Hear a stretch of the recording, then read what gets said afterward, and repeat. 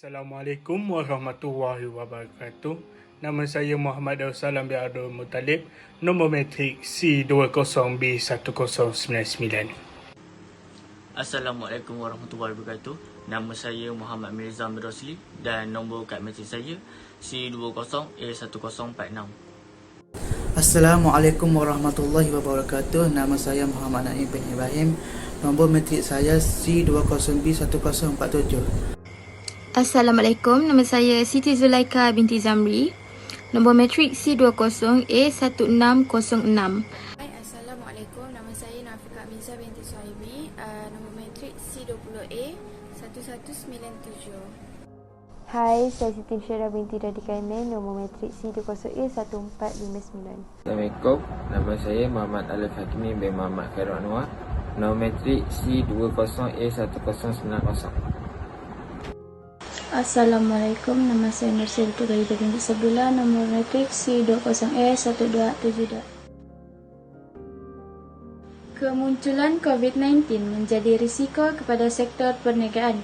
Tempoh Perintah Kawalan Pergerakan PKP disusuli Perintah Kawalan Pergerakan Bersyarat PKPB bagi membendung penularan pandemik ini, menyebabkan pemberhentian sementara beberapa sektor perniagaan. Pengumuman PKP yang dibuat dalam tempoh yang singkat pada waktu itu telah membuat usahawan terkejut dan kebanyakan tidak bersedia. Bagi usahawan yang mengikuti peredaran semasa, jualan mereka dilihat meningkat lebih tinggi berbanding biasa. Sebagai contoh, usahawan dalam bidang berasaskan makanan dan minuman yang menggunakan platform digital di mana tempahan dan penghantaran boleh dilakukan secara online, jualan mereka meningkat berbanding biasa. Hal ini kerana sewaktu PKP dilaksanakan, pengguna tidak keluar dan banyak membeli melalui platform, manakala bagi usahawan yang masih menggunakan kaedah yang lama, jalan mereka ketika pandemik ini mungkin meruntuh. Seterusnya kita pergi kepada langkah-langkah untuk menangani COVID. Yang pertama ialah berniaga secara atas talian. Ramai usahawan di Malaysia meneruskan perniagaan mereka secara atas talian ketika PKP. Malah kaedah ini bukan suatu yang baru. Ramai usahawan di Malaysia memanfaatkan kaedah ini, termasuk mempromosi barang mereka jualan di platform digital seperti Shopee, GrabFood dan Foodpanda. Langkah seterusnya ialah tampil dengan cahaya baharu. Hal ini dikatakan demikian kerana ketika PKP, kita menyaksikan pelbagai strategi jualan termasuk cara pengiklanan kreatif yang dilakukan oleh pemilik syarikat. Ada yang memanfaatkan platform media sosial seperti Instagram dan TikTok. Langkah seterusnya ialah tawaran perkhidmatan penghantaran segera. Iaitu salah satu cara berkesan untuk memastikan perniagaan sentiasa beraya saing adalah dengan menyediakan perkhidmatan penghantaran pada hari yang sama atau dikenali sebagai on-demand service. Langkah yang terakhir ialah jalankan kempen pemasaran email. Kempen pemasaran email antara saluran pemasaran yang paling berkesan. Selain daripada pulangan yang besar, pemasaran email membolehkan peniaga memberikan maklumat-maklumat penting kepada pelanggan mereka dengan kadar segera. Lebih-lebih lagi di waktu luar operasi. Isi seterusnya ialah pelbagai sumber yang digunakan untuk mendapatkan ilmu bagi mengenal pasti kesan COVID-19. Antaranya ialah sumber media massa. Penyebaran maklumat melalui media massa telah membantu masyarakat tempatan untuk mengetahui tentang kesan COVID-19 ini. Sebagai contoh, penyebaran maklumat di televisyen, radio dan poster yang memancarkan maklumat secara elektronik. Seterusnya, sumber akhbar dan majalah merupakan sumber lain untuk mendapatkan ilmu tentang kesan COVID-19. Hal ini dikatakan demikian kerana penyebaran maklumat di dalam akhbar lebih tepat berbanding media yang lain. Justru itu, maklumat yang diperoleh dalam sumber akhbar ini membantu kita untuk mengetahui isu semasa yang berlaku dalam negara. Selain itu, sumber melalui media sosial merupakan salah satu sumber yang ada untuk mendapatkan ilmu bagi mengetahui kesan COVID-19. Hal ini dikatakan demikian kerana media sosial antara media yang paling utama digunakan dalam masyarakat tempatan untuk mengetahui maklumat tentang isu semasa mengenai COVID-19. Sebagai contoh, Facebook, Instagram dan Twitter merupakan antara media sosial yang digunakan oleh masyarakat pada masa kini. Saya akan menerangkan tentang caranya untuk mengatasi wabak COVID-19. Yang pertama, pelaksanaan prosedur operasi standard dengan lebih ketat. Melalui operasi ini, ia dapat membantu untuk membendung penularan wabak COVID-19. Hal ini dapat membantu pekerja untuk melaksanakan pekerjaan masing-masing tanpa ada sebarang gangguan. Selain itu, sentiasa memakai pelitup muka merupakan salah satu cara untuk mengatasi wabak COVID-19. Hal ini dikatakan demikian kerana pemakaian pelitup muka dapat mengatasi habuk atau mikroorganisma yang terus masuk ke dalam badan manusia.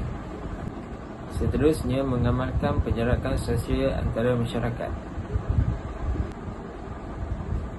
Hal ini dikatakan demikian kerana dengan mengamalkan penjarakan sosial, ia dapat mengurangkan penularan wabak COVID-19. Menilai kepercayaan sumber-sumber melalui akhbar dan majalah sama ada secara penulisan atau elektronik dapat membantu kita untuk mengetahui tentang isu semasa mengenai COVID yang berlaku di negara ini.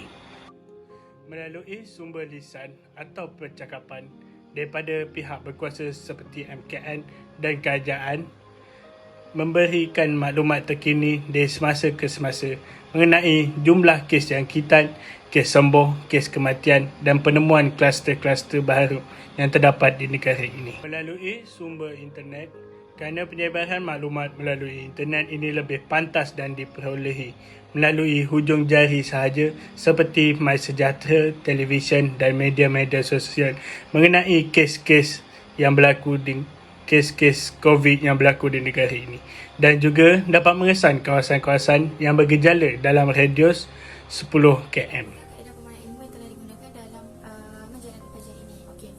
Kaedah pemahaman ilmu terbahagi kepada dua, iaitu dalam bentuk kuantitatif dan juga kualitatif. Kami menggunakan kaedah yang berbentuk kuantitatif. Ini kerana kajian yang dijalankan adalah secara umumnya menggunakan analisis statistik. Ia bersifat objektif dan juga berorientasikan kepada hasil yang dilihat. Kuantitatif membawa maksud banyak ataupun bilangan. Ia juga merujuk kepada distrik yang dinyatakan dengan tepat. Kuantitatif ini terbagi kepada dua, iaitu dalam bentuk intervensi dan juga non-intervensi. Kajian non-intervensi adalah kajian berbentuk kolerasi dan juga tinjauan. Kami memilih non-intervensi sebagai kaedah kuantitatif bagi mendapatkan segala maklumat yang berkaitan dengan kajian yang dijalankan. Terdapat pelbagai rujukan yang telah kami buat bagi mendapatkan maklumat yang berkaitan dengan tajuk kajian, iaitu kesan COVID-19 terhadap peniaga.